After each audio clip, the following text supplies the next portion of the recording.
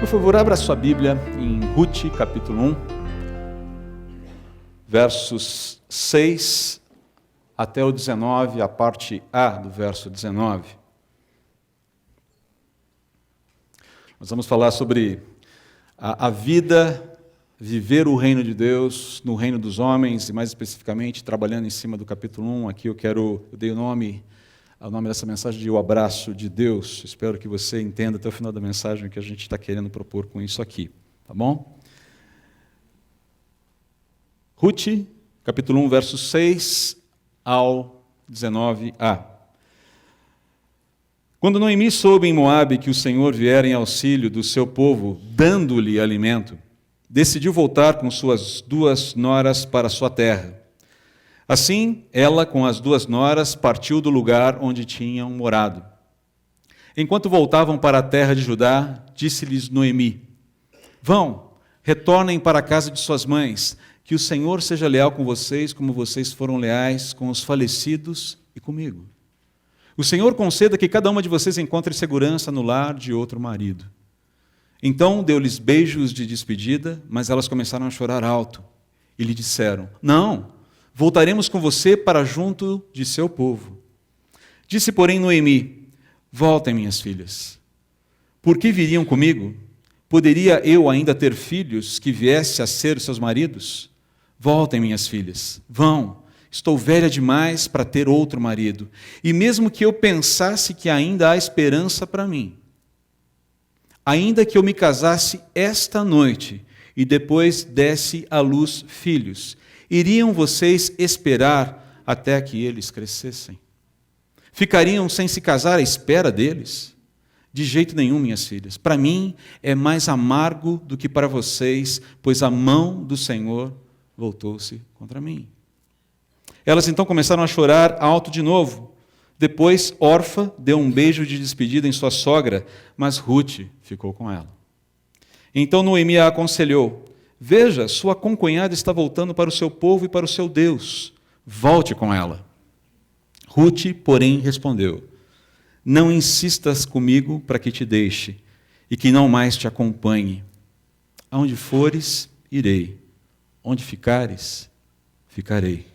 O teu povo será o meu povo, e o teu Deus será o meu Deus. Onde morreres, morrerei, e ali serei sepultada. Que o Senhor, o Deus da aliança, me castigue com todo rigor, se outra coisa que não a morte me separar de ti. Quando Noemi viu que Ruth estava de fato decidida a acompanhá-la, não insistiu mais. Prosseguiram, pois, as 2 até Belém. Ali chegando, todo o povoado ficou alvoroçado por causa delas. Será que é Noemi? Perguntavam as mulheres. Fui um pouquinho além aqui do texto. Vamos orar. Pai, eu quero te agradecer pela tua palavra e pelas histórias inspiradoras que ela nos conta. Não são apenas referenciais míticos, são históricos, são pessoas de carne e osso que viveram no passado, que passaram por problemas tremendos, jornadas dificílimas, e que viram o Senhor de perto e viram a tua ação de perto de uma maneira maravilhosa. E o Senhor que nos ajude agora a olhar para a história de Noemi, para a história de Ruth, pelo menos uma parte dela, para que talvez a gente consiga compreender um pouquinho propósitos para enfrentarmos crises difíceis, momentos difíceis, jornadas difíceis. Nos abençoe nessa manhã, eu te peço em nome de Jesus. Amém.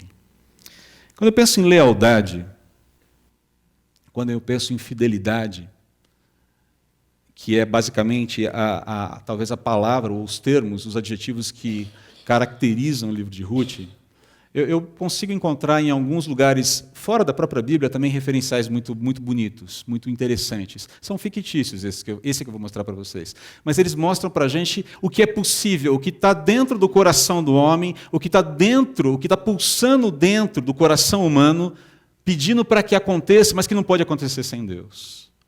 Posso dar um exemplo para vocês, por exemplo, da fidelidade, pensando aqui num personagem que eu gosto muito, do Senhor dos Anéis, Sam Gamgee, ou Samwise Gamgee. Acho que vocês devem se lembrar dele.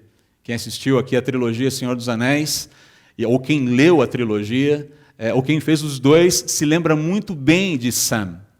Ele não é o mais forte, ele não é o mais bonito, As meninas diriam que talvez o mais bonito seja Legolas, ou o mais bonito seja o próprio Aragorn, eu não sei. Tá? Eu não vou entrar nesse mérito aqui, porque a Elaine já está começando a olhar meio feio para mim aqui.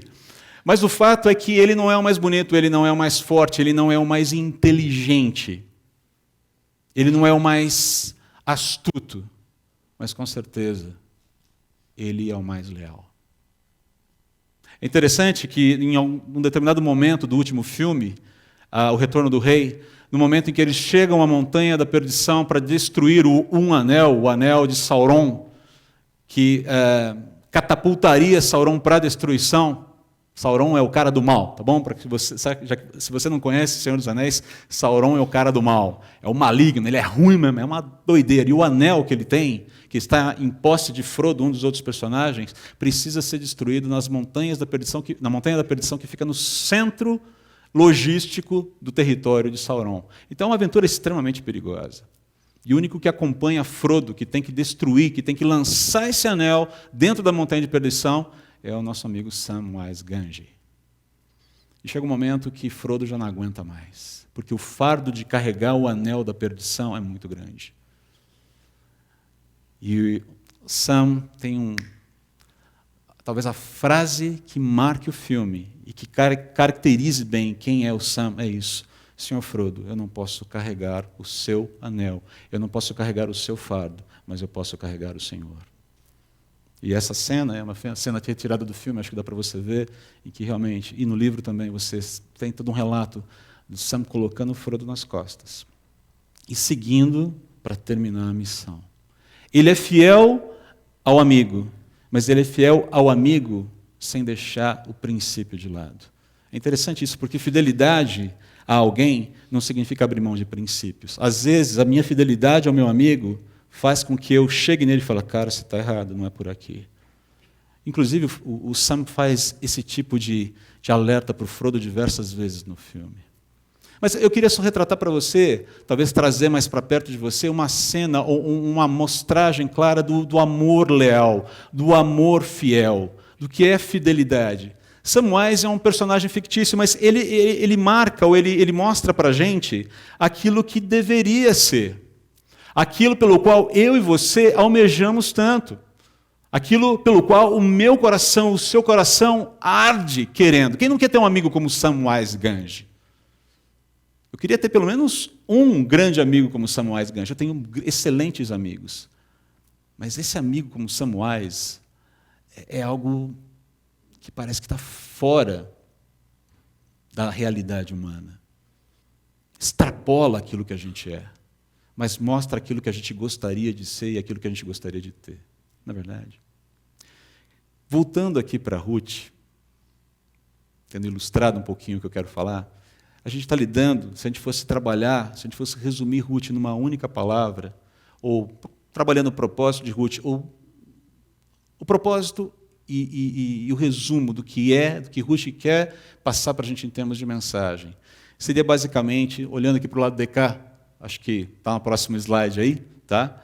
Essa palavrinha hebraica aí, hesed, amor leal, amor incessante, amor comprometido. A ideia é mostrar, através dessa novela, desse registro histórico em formato de novela, o amor leal em ação durante uma época em que o pior acontecia sempre. Onde o mundo estava em crise, onde o mundo estava de cabeça para baixo. Se você já leu Ruth, você sabe que esse livro, essa história se passa durante a época dos juízes, antes de Israel se tornar uma nação debaixo de um rei. A nação viveu 300 anos de declínio moral, declínio ético, e só coisas terríveis estavam acontecendo ali. Esporadicamente, Deus levantava um juiz para tentar colocar, ou para dar um pouquinho de jeito no povo. Mas era um ciclo de falhas caindo o tempo todo. Ruth é escrito, então, nesse momento, ele relata nesse momento o registro de pessoas que viveram de forma atípica ao que as pessoas viviam. Que cumpriram a sua jornada no mundo de uma forma diferente do que a maioria das pessoas viveram. A ideia de Ruth, então, é você se identificar com os personagens, causar uma admiração e uma emulação, uma imitação. Cara, eu quero ser como esse cara aqui. Rapaz, que personalidade, que caráter, que fidelidade. É assim que tem que ser. Essa é a ideia aqui. Só que a gente não pode falar desse tipo de ação, de atitude, sem falar da crise. Noemi é uma mulher em crise. Antes de falar de Ruth, a gente tem que falar de Noemi. Noemi é uma pessoa que está vivendo uma baita de uma crise. Eu pulei os 5 primeiros versículos de propósito, mas se você já leu, ou se você ainda não leu, vou te dar o resumo da história. Noemi, casada com Elimeleque, tinha 2 filhos, Malom e Quilion, viviam em Belém de Judá, e por algum motivo, provavelmente rebeldia do povo de Israel, Belém passa a passar por um problema de fome, falta alimento. Os estoques estão vazios. A casa do pão, Belém, Beit Lehem, casa do pão, em hebraico, ela falha em dar o alimento. E essa família, Elimeleque, Noemi e seus 2 filhos, vão buscar refúgio numa terra aparentada de Israel, chamada Moabe. Moabe, caso você não se lembre, o povo moabita descende da relação incestuosa de Ló com a sua filha primogênita. Mas viviam as turras com os israelitas. E é justamente nesse lugar que Elimeleque, Noemi e os filhos vão buscar refúgio. E ficam lá um tempo. Tanto que os filhos se casam com 2 moabitas, Orfa e Ruth. Não passa muito tempo, Elimeleque morre. Primeiro baque na vida daquela família. Não muito tempo depois do casamento, os 2 filhos morrem. E você tem 3 viúvas numa sociedade patriarcal sem nenhuma descendência. Você já imaginou o que é isso? É como você ficar desempregado hoje, sem ter a menor chance de recolocação no mercado. E sem ter ninguém em casa podendo trabalhar para sustentar e pagar as contas que você tem todo mês. É basicamente essa a ideia. Elas estavam expostas socialmente, financeiramente, e Noemi começa a viver um grande drama. Até que ela ouve que Belém voltou a ser abençoada por Deus. E ela decide voltar para casa. E quando ela decide voltar para casa, as 2 noras decidem voltar juntas. Mas aí começa o grande drama de Noemi. Perceba aqui, ela vive uma desolação emocional. A perda de entes queridos. Só quem já passou por isso sabe o que significa perder alguém que você ama da própria família. Uma esposa, um marido, filhos. A devastação da perda é enorme. Ela vive isso realmente. Ela vive uma desolação material, porque agora, antes éramos 6. E eu não estou aqui fazendo nenhuma paródia à novela de 1970 e alguma coisa. Tá? Mas antes éramos 6, e agora somos 3, e não existem homens mais nessa família. E aqui nenhuma abertura para a discussão feminista. Sociedade patriarcal, machista, completamente equivocada em relação a uma série de coisas. Ela começa a olhar para o desenho, para o horizonte da vida dela, para a jornada, e falar, esse ano novo está começando difícil. Vai ser uma trajetória complicada para viver. Não vai dar certo. Não tem como dar certo, não tem perigo de dar certo. Esse é o coração de Noemi pulsando aqui. Ela vive uma desolação espiritual também. Em algum momento ela vai falar, lá no verso 13, a mão do Senhor se voltou contra mim. E quando você fala de mão do Senhor, sempre que essa conotação, ou o uso dessa ilustração, dessa metáfora, a mão do Senhor era usada, ela tinha 2 ideias, ou abençoar ou amaldiçoar. E no momento em que ela fala, a mão do Senhor se volta contra mim, o que ela está admitindo para ela mesma é, eu sou uma mulher amaldiçoada. Você está percebendo o drama dessa mulher?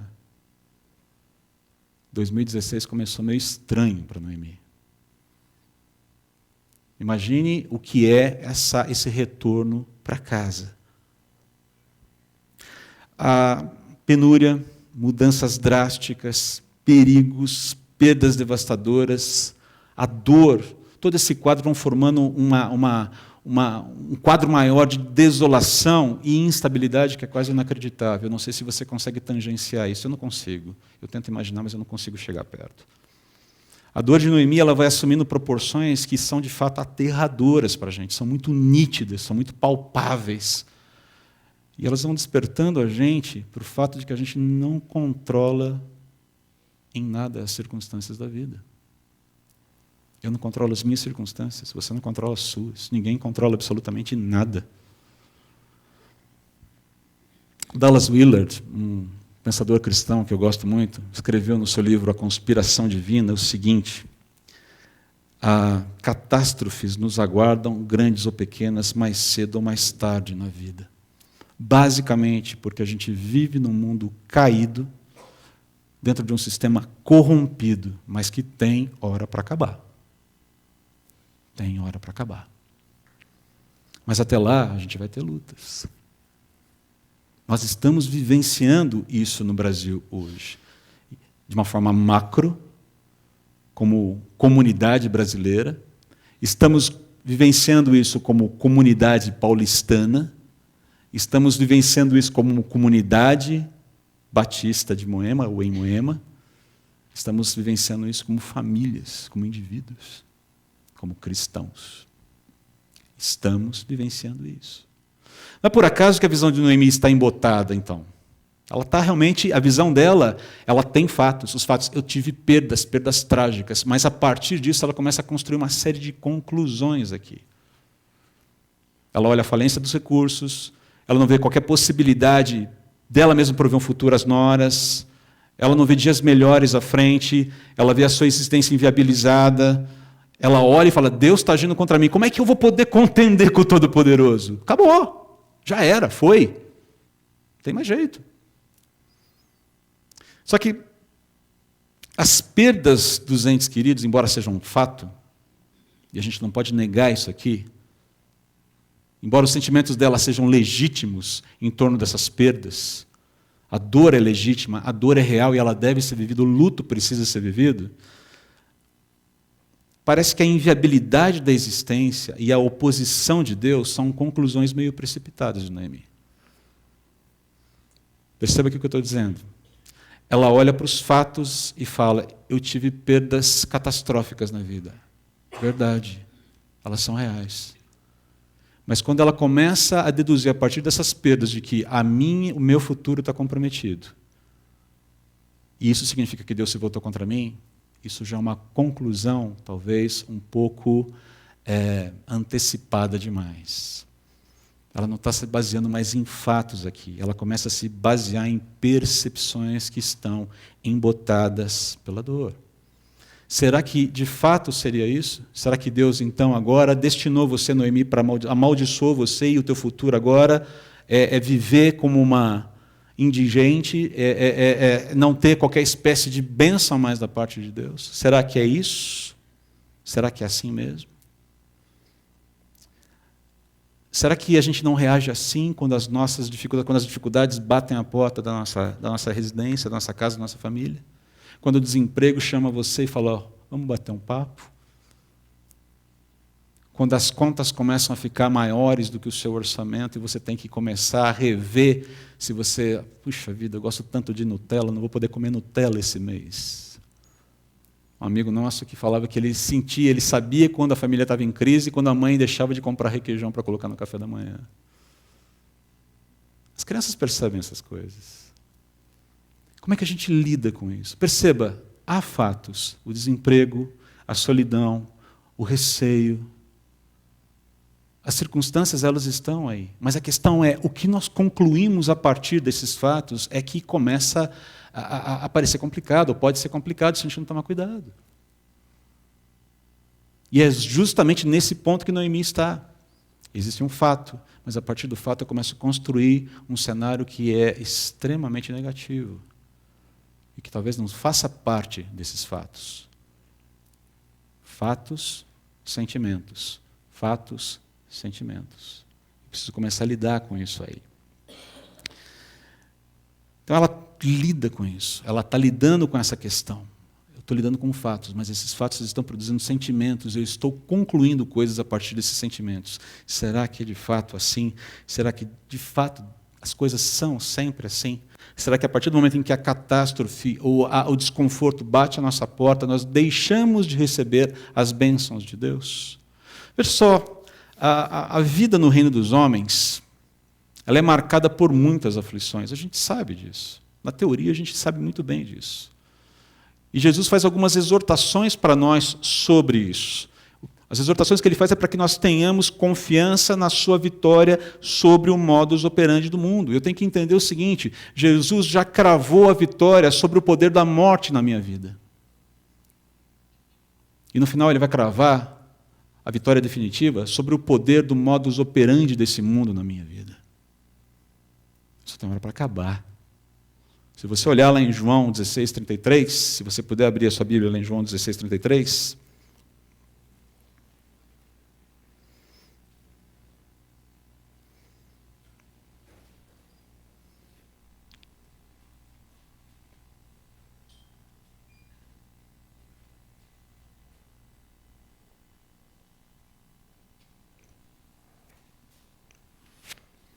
Você vê Jesus dizendo, antes da oração sacerdotal que ele faz, no capítulo 17, ele diz assim: eu lhes disse essas coisas para que em mim vocês tenham paz. Jesus está alertando os discípulos aqui sobre uma série de acontecimentos, de ocorrências em torno da pessoa de Jesus e mesmo o próprio futuro. Ele fala, eu lhes disse essas coisas para que em mim vocês tenham paz. Neste mundo vocês terão aflições. Vocês passarão por problemas, desconfortos, momentos de crise, mas contudo, tenham ânimo. Eu venci o mundo. Essa ideia do venci aqui é um pretérito perfeito, uma ação concluída, definitiva e que nada pode mudar. A vitória foi cravada. Jesus está dizendo, eu venci. E ponto. E vocês são beneficiados com essa vitória. Mas entenda que no momento em que você está, enquanto você está dentro do sistema, enquanto toda essa história, enquanto a história não é terminada, finalizada por Deus, nós lidaremos com essas tensões. No capítulo 17, no verso 13, Jesus vai orando pelos discípulos, fala assim para Deus, pede assim para Deus: agora eu vou para ti, mas digo essas coisas enquanto ainda estou no mundo, para que eles tenham a plenitude da minha alegria. Dei-lhes a tua palavra, e o mundo os odiou. Perceba que a relação, a partir do momento em que você se relaciona com Deus e com a sua palavra, é passar por uma situação de oposição ao modus operandi, ao sistema. Não tem jeito. Não tem como você mudar isso. Não tem como ter o melhor dos dois mundos. Aliás, eu fico me perguntando, o que é o melhor de um mundo caído? O que é o melhor de um mundo caído? Será que dá para falar nesses termos? Dê-lhes a tua palavra e o mundo os odiou, pois eles não são do mundo, como eu também não sou. Não rogo que os tires do mundo, mas que os protejas do maligno. O pedido do Senhor Jesus para nós é, não os tires dessa relação, dessa tensão onde eles estão, mas para que eles sejam libertos do poder do mal. E aqui a gente tem que discutir o que é essa libertação. É blindagem? Não. Mas é a proteção do poder do maligno, ou a proteção que o incrédulo não tem, que o descrente não tem, por melhor seja a vida dele. More ele no bairro mais chique de São Paulo, ou na periferia mais abandonada daqui. Essa proteção não é blindagem, é uma proteção para a vida eterna. Eles não são do mundo, como eu também não sou. Santifica-os na verdade, a tua palavra é a verdade, assim como me enviaste ao mundo, eu os enviei ao mundo. Percebam que há eu os enviei ao mundo, existe um trabalho a ser feito.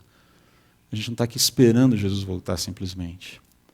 Enquanto nós estamos esperando, alguma coisa precisa ser feita. Essa é a ideia aqui.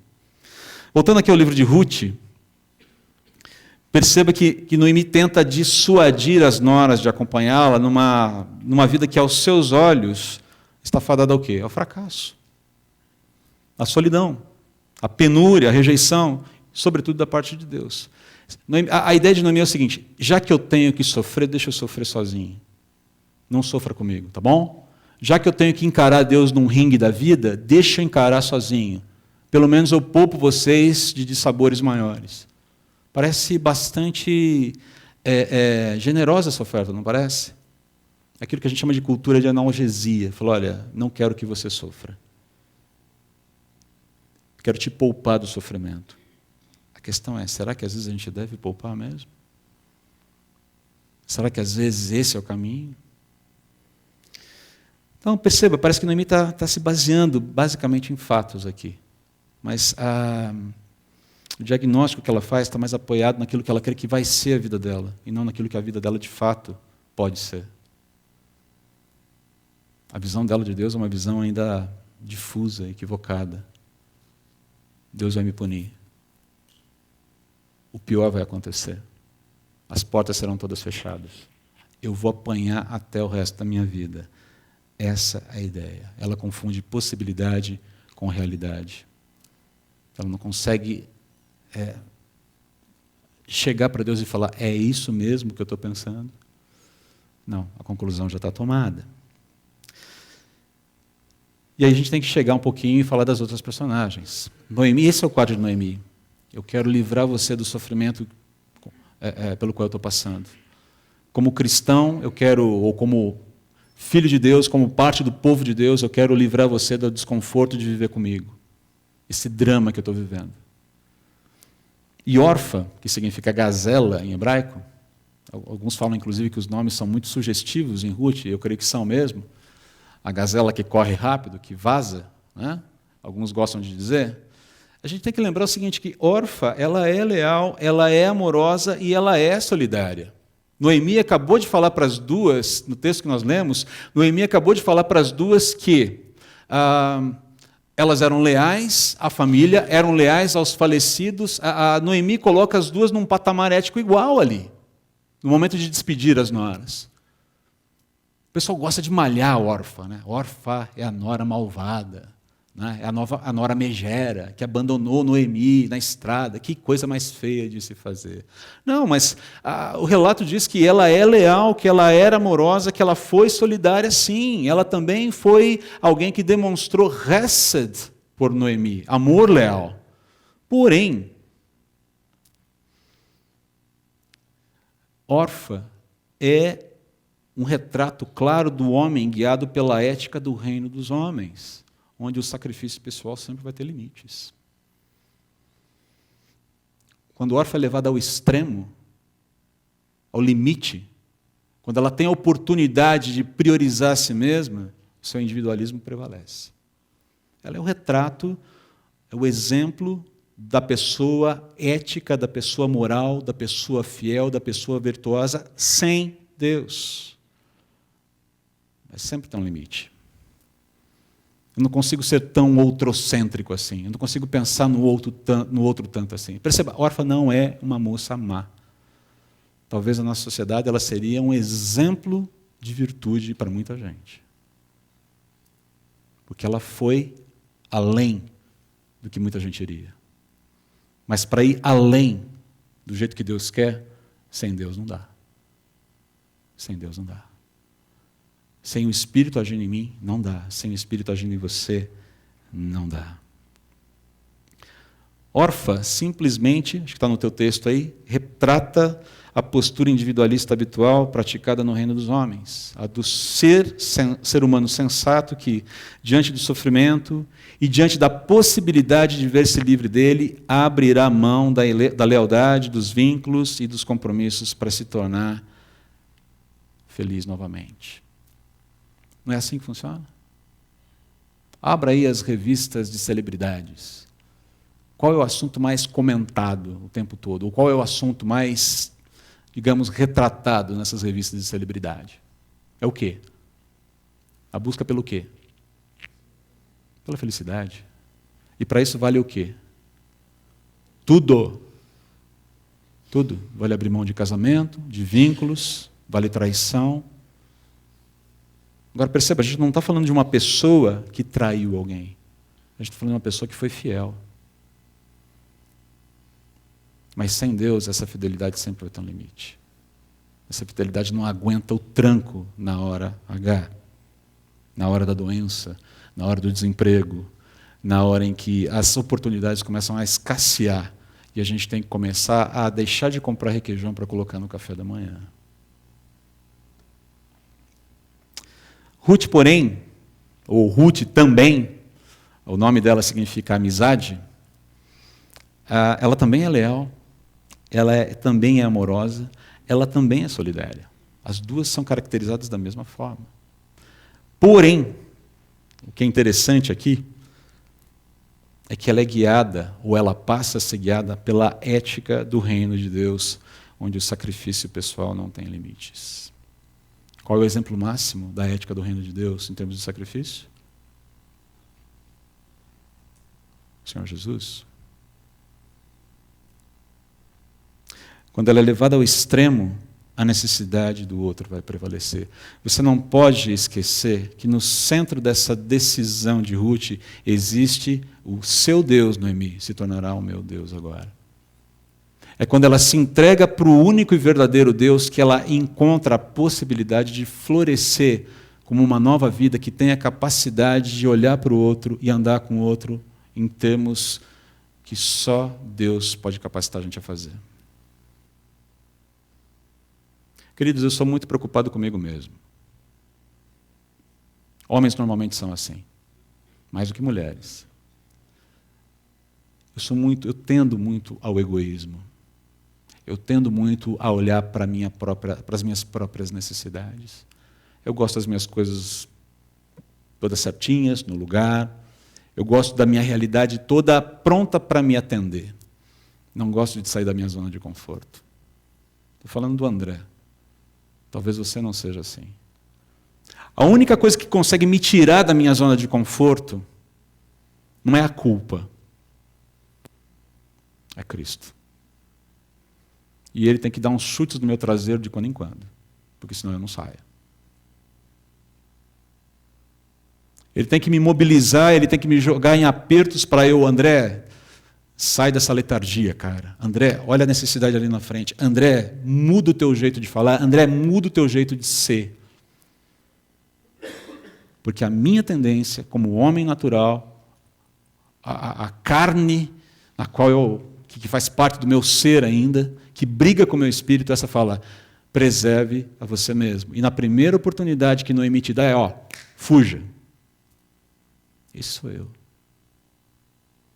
Se eu consigo me mover além do ponto máximo onde eu naturalmente me moveria, é porque o Espírito de Deus habita em mim. Esse é o Deus ao qual Ruth se entrega. Ruth não é melhor que Orfa. Ruth agora é capacitada pelo Deus de Noemi. O Deus que Noemi insiste em tentar não ver e que acha que está brigando com ela. É muito interessante, desculpe a palavra, mas é um pouco irônico até aqui. Parece que Deus está criando uma história cheia de complexidades que a gente vai entendendo à medida que a gente vai lendo só e entrando na história. Agora, só para a gente chegar aqui na nossa conclusão, aqui nessa reflexão dessa manhã. E Deus nessa história toda, o que Ele está fazendo? Noemi acha que Deus está brigado com ela, está de mal dela. Orfa, que representa a ética humana, vai até um certo ponto e depois não consegue mais. Ruth, que se entrega aos cuidados de Deus, abraça, é capacitada a cumprir uma ética sobre-humana que só aqueles que têm o poder de Deus podem fazer. E Deus nessa história? O que Ele está fazendo? Deus usa a tragédia para abraçar Ruth, e na tragédia usa Ruth para abraçar Noemi. Essa é a síntese aqui dessa mensagem. A questão toda, queridos, é que talvez eu queira trazer aqui como um ensino básico para a gente, uma reflexão básica para a gente, é que eu e você fomos abraçados por Deus para abraçarmos. Eu e você fomos acolhidos por Deus para acolhermos. E talvez a pior tragédia para o cidadão do reino é perder as oportunidades dadas por Deus para crescer e para servir no contexto onde ele está. Não importa qual contexto seja. Como é que isso ocorre? Quando a gente cultiva uma agenda lotada de prioridades que não tem eco, que não ecoam na eternidade. Quando a sua agenda visa, sobretudo, crescer profissionalmente, sem entender como é que a sua profissão pode glorificar a Deus. Quando a sua vida se resume a ter uma família, sem entender que a sua família deve existir para glorificar a Deus. Quando os seus filhos se tornam o centro da sua vida, sem que você entenda que os filhos são herança do Senhor e servem a um propósito de glorificar a Deus. Quando você tem uma relação de usura com os seus pais e não os honra, achando que o seu pai é o caminho é a linha mais curta entre você e o dinheiro que está no banco. E você não honra o seu pai, visando glorificar a Deus. É quando a gente lota a nossa vida de coisas, de gadgets, de coisinhas, de coisonas, achando que é isso que dá sentido à vida. É quando a gente faz da nossa agenda, quando a gente faz do nosso tempo, um instrumento para ganhar todas essas coisas, para se encher, para encher o coração, achando que assim a gente vai estar satisfeito, assim a gente vai estar feliz. É o tênis da moda, é o celular da moda, é o carro da moda, é o bairro da moda, é a roupa da moda, é o entretenimento da moda, é a moda pela moda, é a arte pela arte, é o entretenimento pelo entretenimento. Quando você constrói a sua vida dessa forma, você está perdendo excelentes oportunidades de servir, de abraçar. Estou quase terminando aqui. Desculpe ter avançado um pouquinho no tempo, Bonetão. No final do ano passado, nós tivemos a formatura no Seminário Palavra da Vida e um dos alunos atualmente mora na Alemanha. Casou-se com uma alemã e está trabalhando, fazendo seu ministério lá hoje. E nós tínhamos um tempo de compartilhar ali com os alunos que se formariam. E quando ele falou um pouquinho dos desafios na Alemanha, eu perguntei, cara, como é que está a situação dos refugiados lá? Ele falou, a Alemanha está em pânico, os alemães estão preocupados. Eu falei, André, é assim, chega uma horda de refugiados no supermercado, entram, pegam as coisas e saem sem pagar. Ele falou, sou refugiado, sou refugiado. E os alemães não estão acostumados com isso. Sair sem pagar, imagina, isso é roubo. E ele começou a contar todos os problemas que eles estão enfrentando. Eu falei, rapaz, que cenário difícil, só coisa ruim, só coisa ruim. Ele falou, porém, eu falei, opa, tem um porém. Esses dias eu parei para pensar que a grande massa de refugiados que está ali jamais seria alcançado por Jesus se nós tivéssemos que enviar missionários para lá. Eles tiveram que ser tocados para a Europa para poder ouvir o Evangelho aqui. E muitos já têm começado a abrir os seus corações para Jesus. Abraçados para abraçar. A ética humana vai dizer assim, nós cristãos pensamos diferentes dos muçulmanos, então eles têm que ficar para o lado de lá da cerca, e a gente para o lado de cá. Ok? Vocês não pensam como nós, vocês não são europeus como nós, então fiquem do lado de lá. E não tentem entrar mais no nosso território. A ética do reino de Deus vai ter que lidar com o problema. E enquanto abraça alguns, talvez apanhe de outros. Viram o exemplo do que aconteceu em Colônia essa semana? É bem possível que enquanto abraçamos alguns, apanhemos de outros. Mas a possibilidade de a gente apanhar de alguns não tira de nós a responsabilidade de acolhermos como fomos acolhidos. De abraçarmos porque fomos abraçados. E de nos deixarmos abraçar sempre que necessário. Para a gente terminar aqui. Deixa eu deixar algumas lições de casa para você. Quando você experimentar lutas, perdas, medos, lembre-se de que Deus assegura a sua habitação divina junto aos que nele se refugiam. Isaías 57:15 diz que Deus, a despeito da sua majestade, Ele habita num lugar que é só dele, mas ele também habita com o contrito e abatido de espírito, para vivificar o ânimo do abatido, para retomar, soprar fôlego naquele que está desanimado. Lembre-se de Isaías 57,15. Deus habita com aquele que está desanimado. Não se esqueça disso. Ele habita com aquele que está desempregado. Ele habita com aquele que está com orçamento curto. Ele habita com aquele que está no leito do hospital. Ele habita com todos aqueles que estão passando por provações e que nele se refugiam. Segundo lugar, sob que ótica, ou que ética, perdão, você conduz a sua vida. O cerne da ética do reino de Deus pode ser bem entendida com apenas 3 textos do Evangelho. Eu vou ler apenas um delas, já estou aqui com a minha Bíblia aberta em João. Eu quero, se você puder acompanhar em João 13:34. Um novo mandamento lhes dou: amem-se uns aos outros, como eu os amei. Vocês devem amar-se uns aos outros. E deixo aqui esclarecer para você que amor aqui não é simplesmente gostar. Nós somos desafiados a amar gente que a gente não topa muito, com quem a gente não vai muito com a cara. Talvez as maiores expressões de amor que eu e você tenhamos, elas ocorram na direção de pessoas que a gente não gosta muito.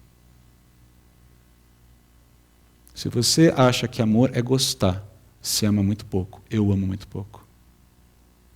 A ética do reino é forjada em cima desse amor que se doa na direção de quem precisa, porque nós fomos abençoados com esse mesmo amor. A gente simplesmente está passando esse amor para frente. Não estou gerando nada novo. Estou simplesmente indo adiante. Não é retribuição, não é pagamento. Eu estou ecoando aquilo que está, ou deveria estar, dentro de mim. C. Identifique as pessoas que Deus tem usado para abraçar você em suas lutas, dando amparo emocional, material e ou espiritual. E aí vale o marido, a esposa, o filho, a filha, o pai, a mãe, tio, avó, primo, prima. Pai, mãe, se eu não falei ainda, vou falar de novo. Louve a Deus por cuidar de você usando essa pessoa.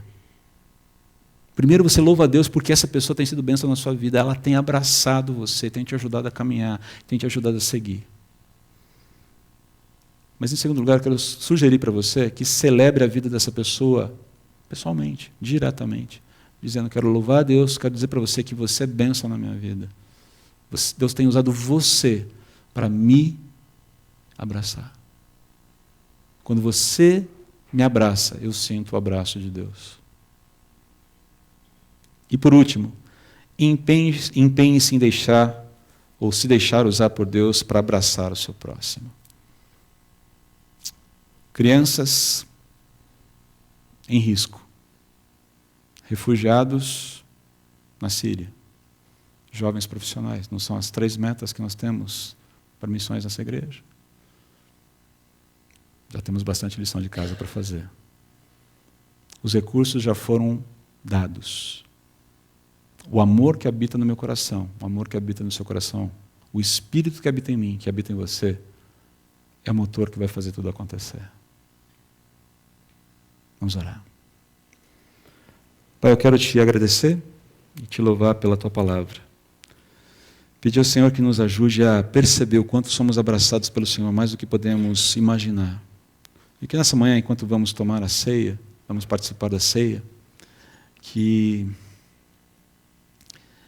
esse reconhecimento do teu cuidado conosco seja intenso. E que ninguém aqui se sinta privado ou intimidado de louvar o Senhor enquanto abraça aqueles pelos quais têm sido abraçados. Nós te agradecemos por tudo que o Senhor tem feito em nossas vidas e pedimos ao Senhor que pavimente o nosso caminho nesse ano e que nos ajude numa jornada cheia de desafios, mas que, ao final, Pai, com certeza, glorificará o teu nome. Em nome de Jesus. Amém.